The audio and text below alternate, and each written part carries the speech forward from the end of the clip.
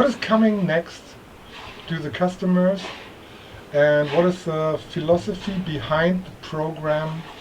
Yeah, I can talk about that.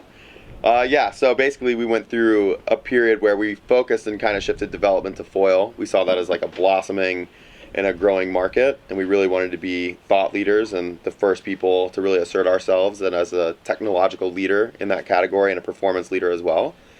And now what we've done is we've had some internal shifting in our departments to refocus and remotivate everybody to bring the best product for the end consumer and basically what the industry has been asking for. So we did a really large scale audit of our entire product offering and said, okay, how are we going to make this product offering acclimate it to the most amount of users in the best, most optimized way possible? So we went into and identified trends in the market, identified our problems in our kite line, maybe not so much problems, but where we could improve upon. And yeah, we're going to offer 2 new kites in our first release. So we have a new Rally GT, which is a updated version of the Rally, and then an all new platform called the Raptor, and that's a brand new kite with completely new DNA and some new innovations that Tony's excited about. Is a Rally GT, you built it for the same group of customers? For the Rally was based in the freeride high performance sector against like XR, Rebel, or something like that, or you change a bit? Yeah, it's a bit different now. So we love the Rally. You know, it's such a great kite, and so many riders have used it and loved it, and it's kind of the benchmark for them. But they love it because it does everything pretty well. You know, it was designed originally as a surf kite in 2012, 2011, and then we kind of designed it and pulled it back, and that was to make it more of a free ride kite. And then schools started using it. So it was a kite that could be used from beginner to intermediate and to, like you said, advanced guys who are looking to boost. But the problem with a kite that does everything pretty well is it can't do one thing amazing. So what we went ahead and did is we developed and we almost split the Rally one kite into 2 kites. And the Rally GT is basically the more all-around version. So we took all the attributes of the Rally that make it a great all-around kite. More easy free ride, okay. More friendly, user friendliness, but also going to be a kite that has performance for the people who are looking for a kite that can transition from foiling to the surf to even maybe some wake style to boosting and kite loops. But then we have the Raptor, which is then the more high performance version of the Rally. It's not a version of the Rally, it's just of that user, the person who would be a Rally customer. The people who are more advanced, those guys are going to love the new Raptor because it's a kite that is still user-friendly, it still has amazing relaunch, but it's a kite that's going to be able to get you up in the air, going to give you that extreme boosting that people are looking for, but it also has turning and a lot of hang time, so it's that kite that people are looking for in the more advanced freeride section or freestyle, hooked-in freestyle. So turbine and RPM. Okay, RPM is launched right now.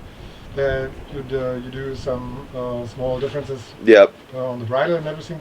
And turbine is probably the same like last year, but 2020 there's probably also a new one. Yeah, in 2020 I can't talk about it too much. Everything's still in development, but we do have some exciting things coming that's our Kite 2 release, which will be in January of 2020. So. All right. Yeah. And a lot of companies right now. I'm going back. You're the leader worldwide in foiling. Yep. In different sports. Absolutely. Especially in kite surfing. You have the biggest program.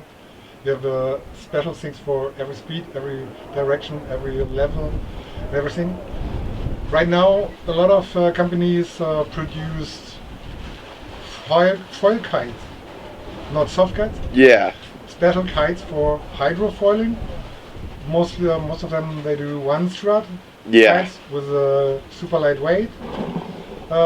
Is there anything in plan to follow also this direction, or will be the SST your favorite one? Right now for Kite 1, our first iteration of 2020 kites, the SST is going to be the best solution for foiling, but we do have plans and development in lots of different categories for the future of foiling kites, so not just a ram air kite or not just a monostrut or no strut kite. we're working on a lot of stuff that will be exciting. And being the leader in foiling, we have access to a lot of amazing athletes and people who are really pushing the sport of kiteboard hydrofoiling as well. So we have a lot of unique insight into making the best product for those consumers. So Tony's working on that really diligently, as that's kind of the combination of his two passions right now, is kite design and then foiling. So I'm excited to see what he comes up with. The thing you don't change the factory for the kite producing, but you change the canopy into 4x4.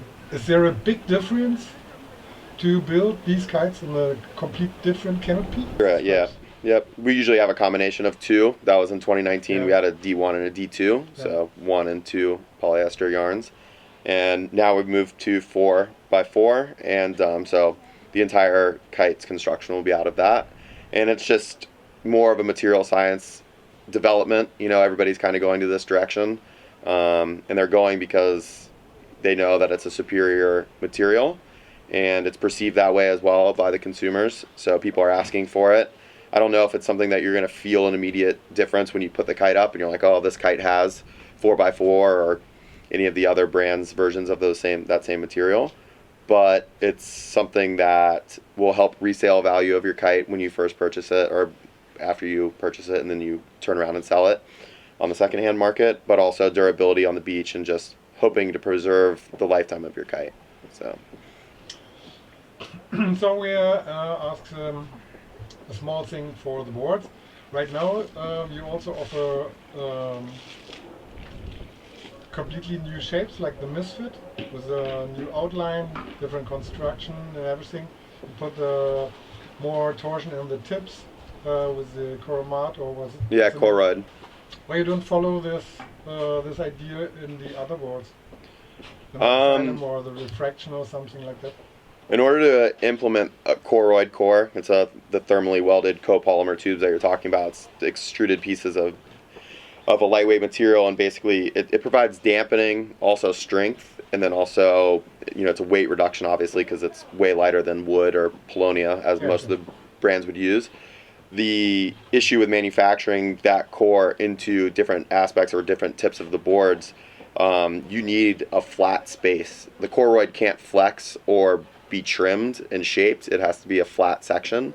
So you have to find a board that has that flat section. The Misfit, it's easy to put it in the tips, whereas like a board like the Asylum, we got the V, you have a lot of channels because you want grip to be able to hold down more kite, but also really have a nice effective edge when you're loading up to boost, or for when Carlos Mario is doing advanced tricks. He needs all that grip, and you generate a lot of that grip and hold in your tip and tail. And with all of our unique contours and shaping in the tips, you just can't put Colruyt there. So, and it's also an expense. The more Colruyt you use, it's a more expensive material. So it's a little bit more difficult to get it to a price point that the consumer is willing to pay. Yeah, okay. Yeah. You follow in the kite line the rainbow colors. Everybody on the beach love this thing. Yeah. Everybody is asking, oh, that's a new one. Oh, it looks so fancy. Shit, I bought the old one. The all right black now. ones. I have to change it now, immediately, because the people like it very much. Why the board range? Every board's looking different. Than past years? No, now or for the future. Yeah. You got the base layer. Yeah. The shot on the base. Yeah. But on the top, they're looking like that they are from different companies. Yeah, interesting to hear that feedback. Yeah, art on boards is an incredibly subjective topic. You'll have graphics that some people will love and some people will absolutely hate.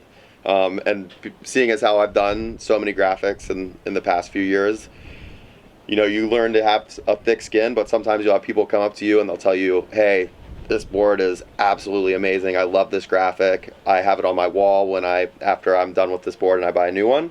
And then you have people who ask me, what the fuck was I thinking? And now moving forward into 2020, we really wanted to create something that was just going to be a little bit more tame, maybe, something that was going to show a lot of the technology that our engineers and our designers have worked so hard to achieve in the manufacturing process. So we wanted to highlight that technology. So you have graphics that play off the contours and the tips and, the channels that are in there. And then also, the Asylum has a new inlaid carbon stringer for more pop and stiffness. So we really wanted to expose that so that the consumer can see it, and so that the retailer can really point to it and highlight all that technology that's in there, because a lot of times our designers are working tirelessly over and over and over to bring really great product, and if a board just has a really crazy graphic on it, then people can't really see what's going on inside. And we work really hard on the internal components of the board, so now we wanted to have the outside, the paint, the lipstick really show that technology so that people can see it. For the first moment, that sounds really good. We will see what's going on in the next years. And, yeah.